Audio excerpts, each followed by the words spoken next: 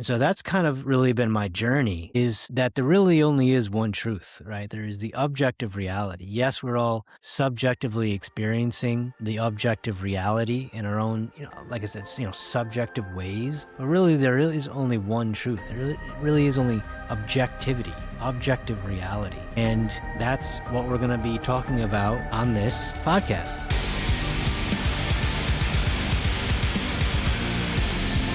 All right, what is going on, everybody?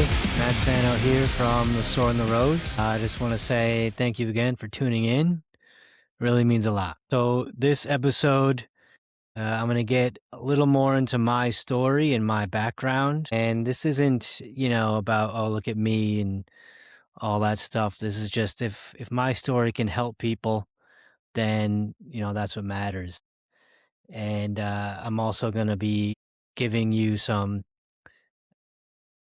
people that have influenced me and helped me to gain the perspective that I have.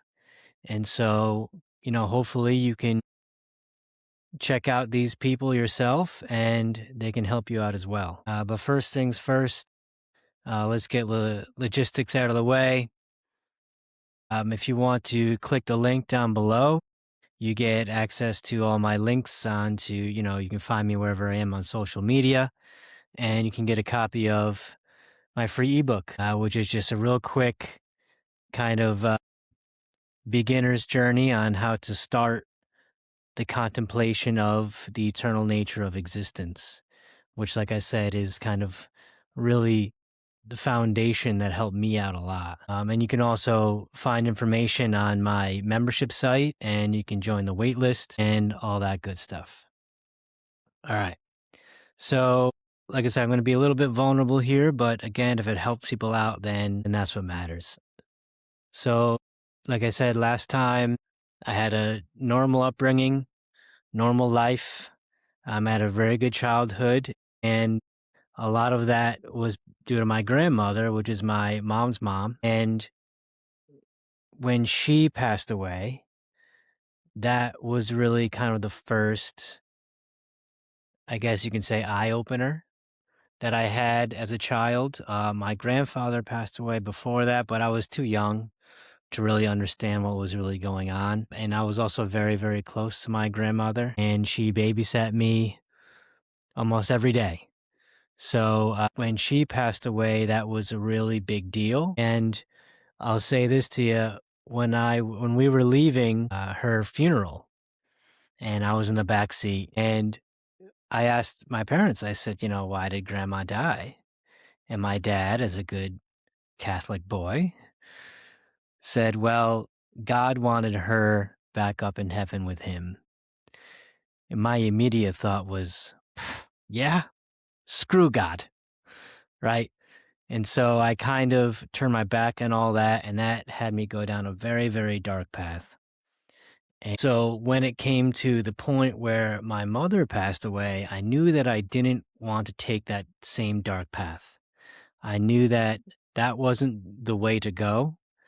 And so I wanted to kind of honor them and honor my mother, honor my father, right? Honor my grandmother and figure everything out. And so when my mother passed away, that was really the impetus because we were very, very close. Long story short, I'm an only child, and the love that my mother gave me was, everything. And so I'm a proud mama's boy. And, me and my dad are obviously fine. We're great, but really it was me and her, against the world.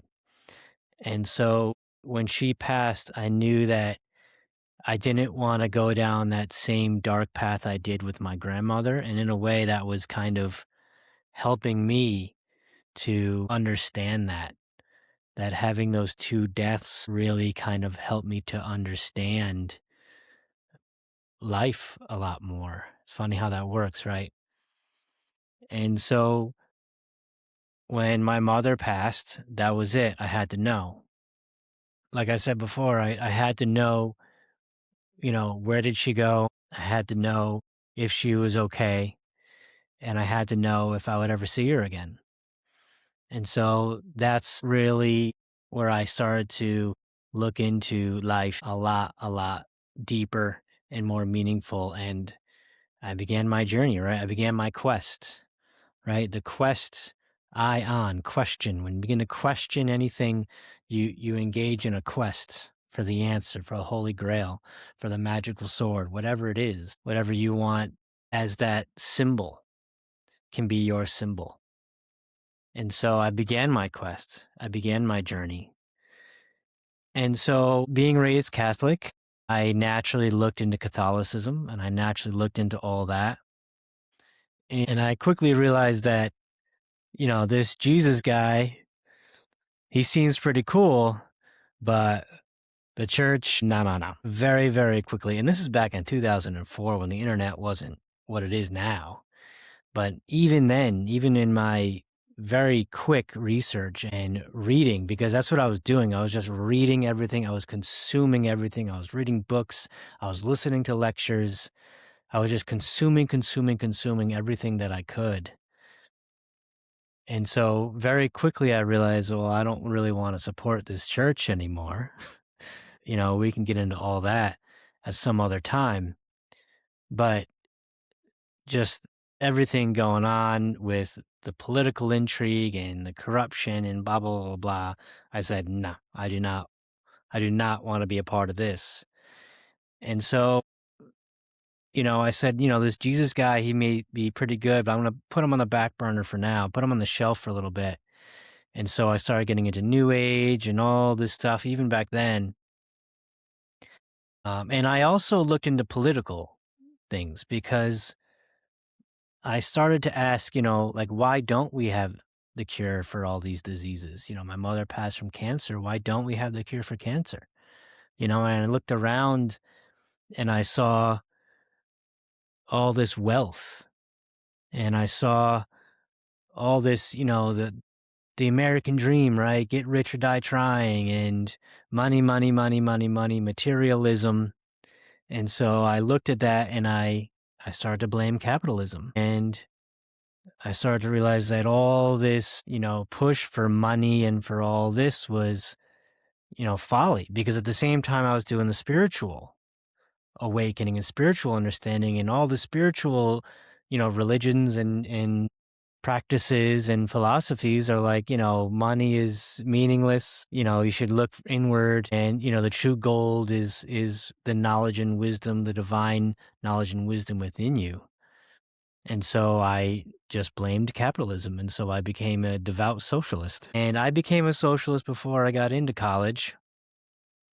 And I know that, this whole thing of, colleges, they turn kids socialist and all this, and that definitely is true today, but it wasn't true for me. And in fact, I would not get in arguments, but get in discussions with my teachers. And, they were cool about it. They were open to my interpretations and my discussions, but they by no means were pushing socialism. But that's kind of the path that I was also walking parallel with the spiritual as well as the political and economic, because it is all connected, right? Everything's connected.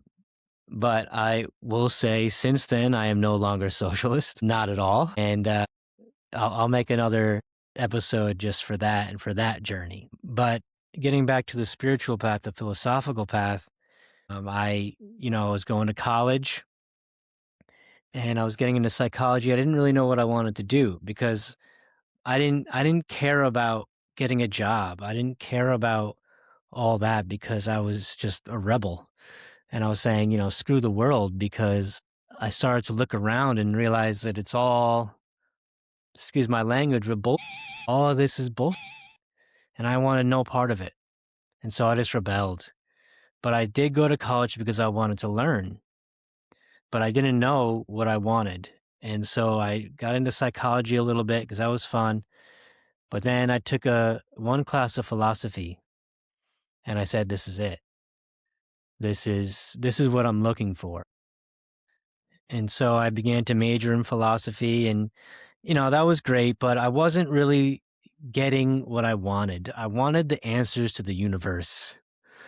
I wanted to know the truth. I wanted to know what is really going on. And I really wasn't getting that in school. And so, I had this notion of, oh, well, you're not going to tell me the mysteries of the universe. Well, then screw it. I'm not even going to bother.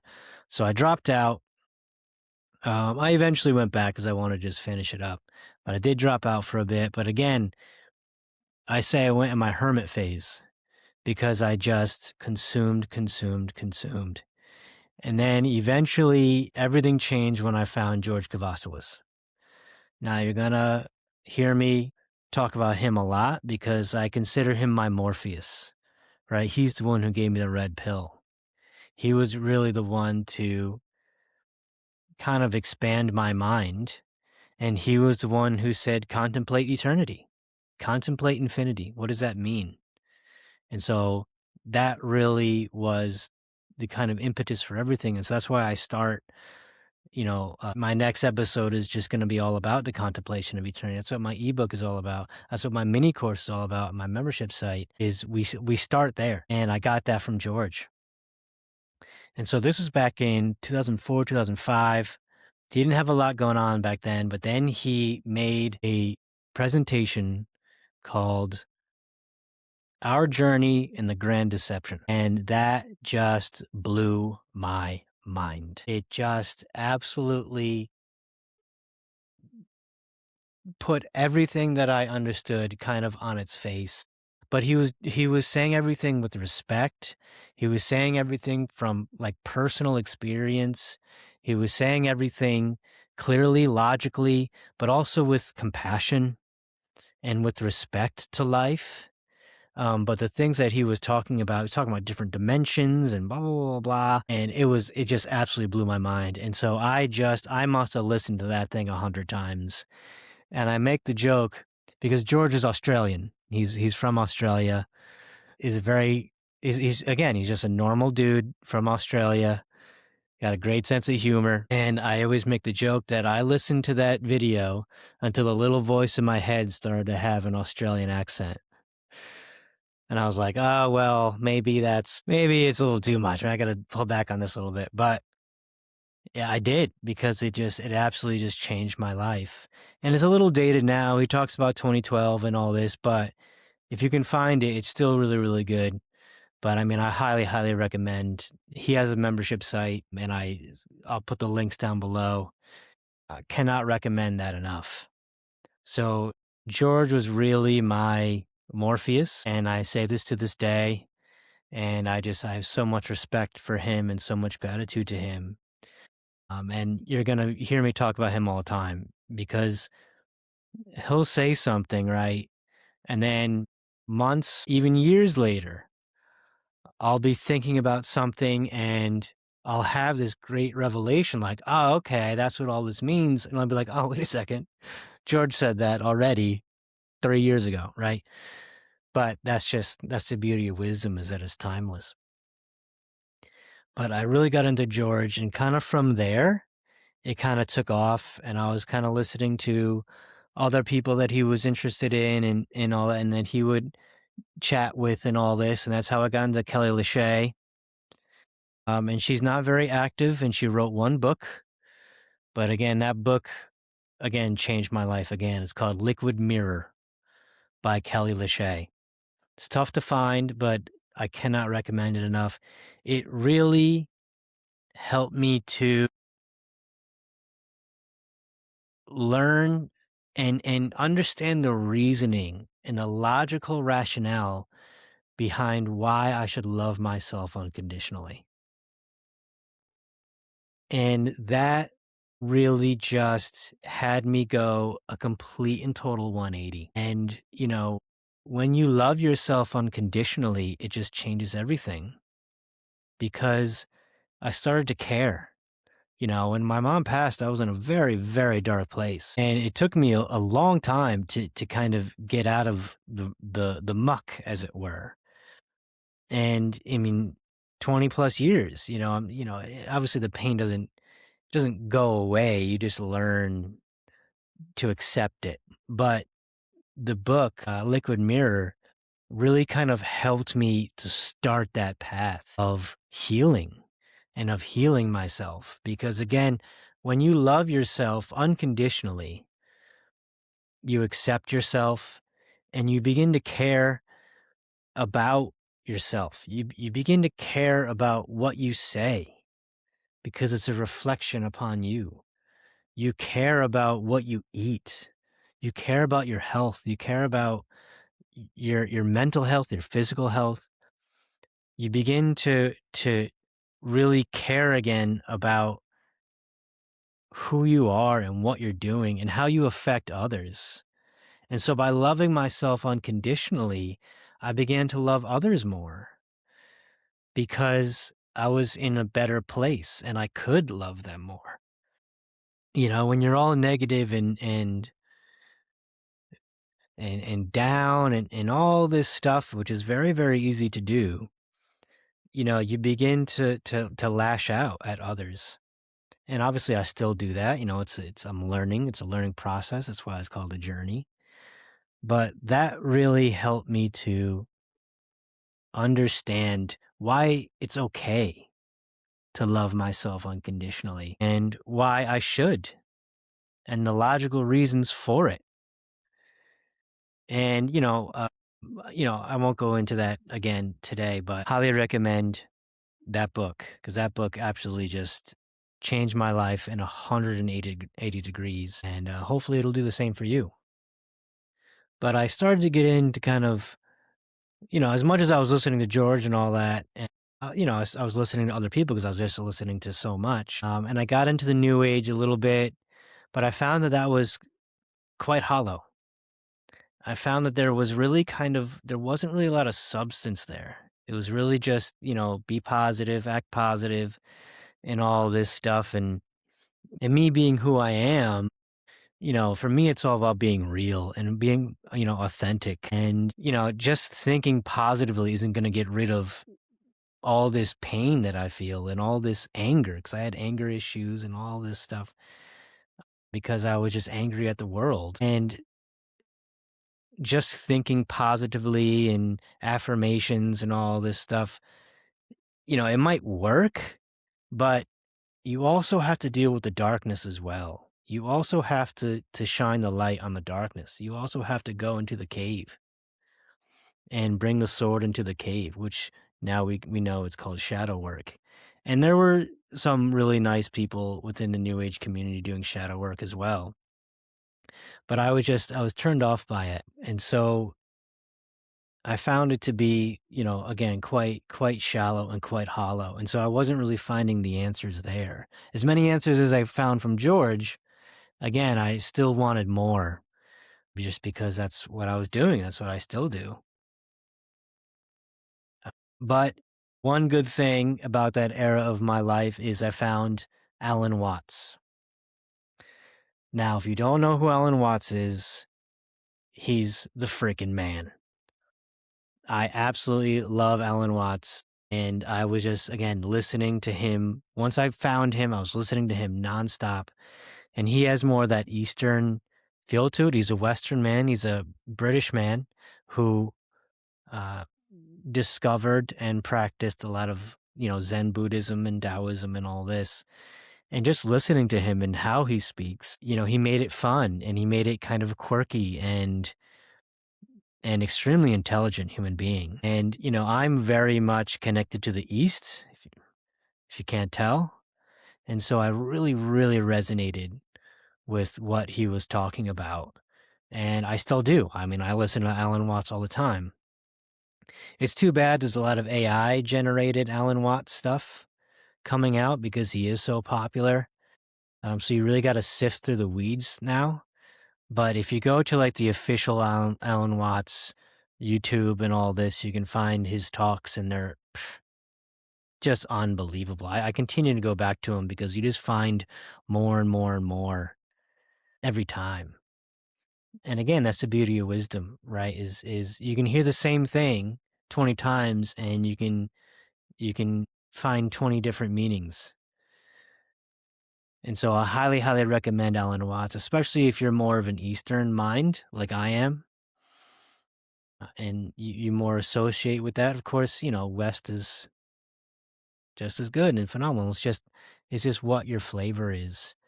And for me, I really, really enjoyed his take on things and his view on things. And, like I said before, in my first video, in my trailer, my intro, if you will, I intend to bridge the gap between the East and the West. And I'll get to that in a second. But yeah, so I was consuming everything George. I was consuming everything Alan Watts, and but that left brain, right? The left brain, the logical brain, the scientific brain, you need to satiate that too.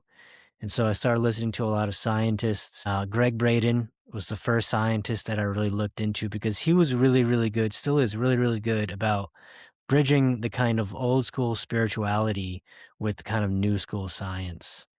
And so he was the kind of first scientific or scientist, I should say, person that I really resonated with. And he's still going, so you can obviously check him out.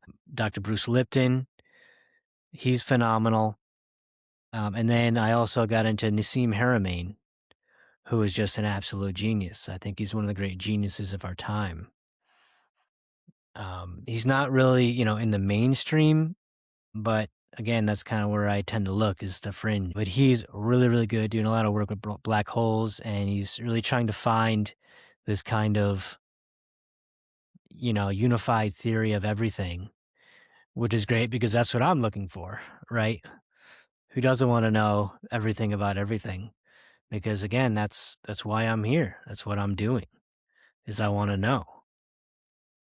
If we can get into epistemology and, knowledge itself, and can we know? What do we know? How do we know what we know? So that'll be a lot of fun, but that's later on. And then real quick, I'll also just say, kind of going back to that political and economic tangent, I was really big into socialism. I started to kind of realize the holes in the logic. And then I got into Mark Passio. And now this guy, he's something, man. He is a very intense dude. I actually met him. I did a Jeet Kune Do seminar with him because he was talking at the Free Your Mind conference back in the day. And I befriended one of his friends, and then she invited me to this Jeet Kune Do seminar that Mark was at, which was just like incredible for me. It's like meeting a celebrity. And I had lunch with him, and he's a very nice guy, very cool, down to earth dude. But he can be intense, which is fun, which is cool to see. But he really got me and opened me up to the understanding of the respect for the sovereignty of the individual. And that really kind of blew my mind because everything about socialism is the government, and the government has all this power. And I was under the false impression that the government is the will of the people. And so the more power the government has, the more power the people have. And he really helped me to open up my eyes to realize, no, in fact, it is the quite opposite. And so that really helped me out. And he really got me into the understanding of what anarchy and what anarchism really is. And again, I won't get into that today, but it's not what you think it is. And it's not this, Mad Max kind of philosophy. It's really not. It's about, again, respect for the people, respect for the individual. And it's just taking that to its natural conclusion logically. But today, I would consider myself more of a libertarian.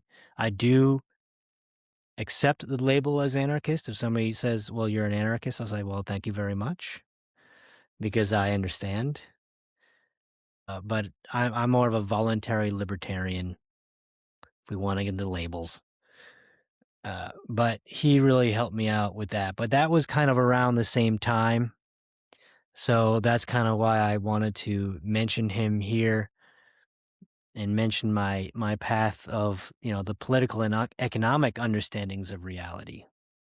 Because that's also important, right? Because it's the world that we live in. But yes, that is more the political and economic, but again, that was running parallel. I will be getting into politics and all that stuff because I am a big time conspiracy theorist, if you want to say that, but that's not really the main topic. That's not really the main discussion that I'll be having in this podcast. Obviously, it's going to come up because, again, it's the world that we live in.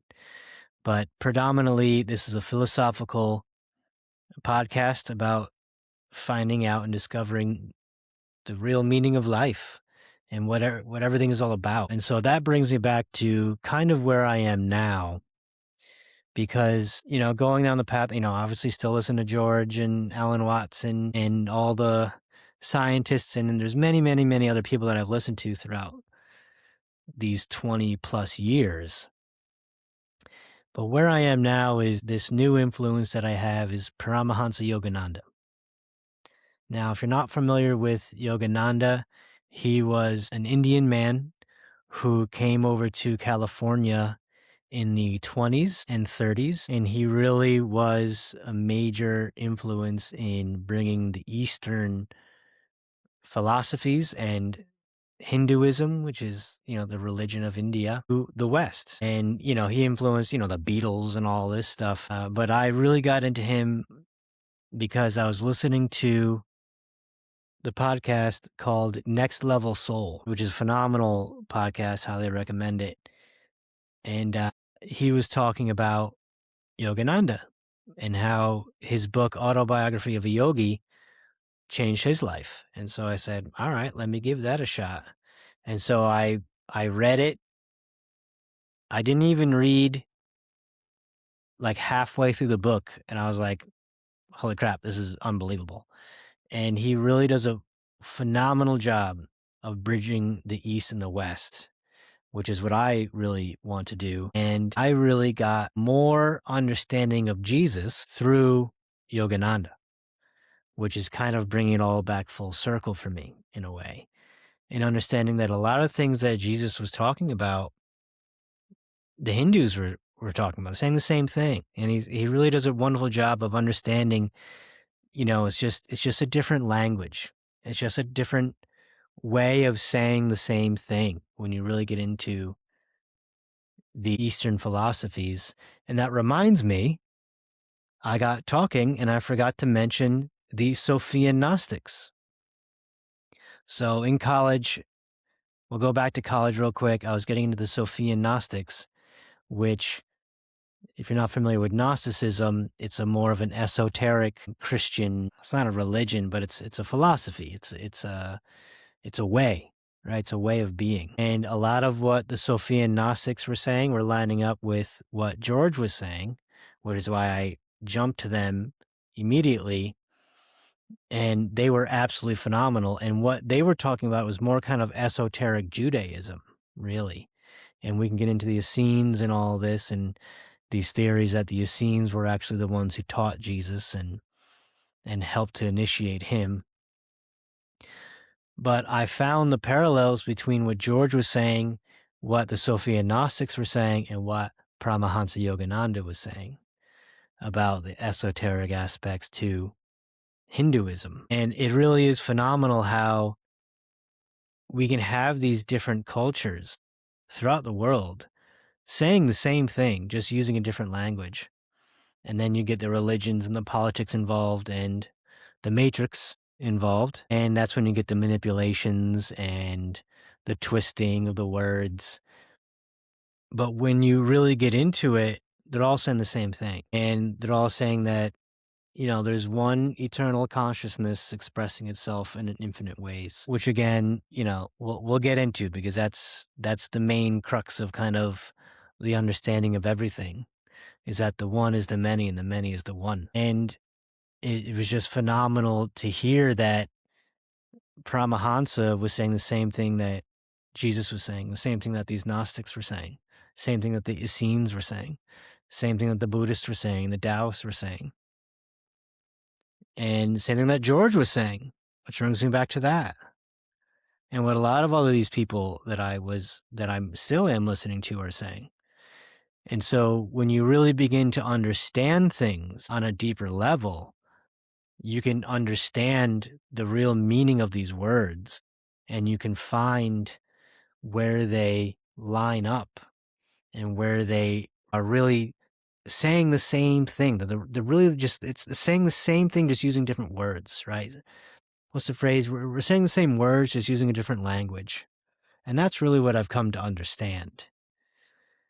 And so that's kind of really been my journey, is that there really only is one truth, right? There is the objective reality. Yes, we're all subjectively experiencing the objective reality in our own, like I said, subjective ways. But really, there really is only one truth. It really is only objectivity, objective reality. And that's what we're going to be talking about on this podcast. So that's a little bit of a snippet of my journey and what brought me to here and why I'm starting this podcast, because I wish to share this. There's also a responsibility aspect to it, right? If you know something, you kind of have the responsibility to share it with the world, because that's how we grow together. And so it's out of love, and it's out of appreciation, and out of respect, because I know our infinite potential. Humanity is so unbelievably, infinitely magnificent, but we're plugged into the matrix, and we're believing all of these ideologies, whether it be religious ideologies, political, social, economic ideologies that separate us. And really, that's just the workings of the matrix, the workings of the darkness, the dark force, the dark half of existence. Again, we'll get into that later, specifically with the hero's journey, because that really has been an immense, immense eye-opening, and I mean eye-opening, understanding of the reality when you look through the lens of the hero's journey. So we'll be getting into all that later on in this podcast, so please stay tuned.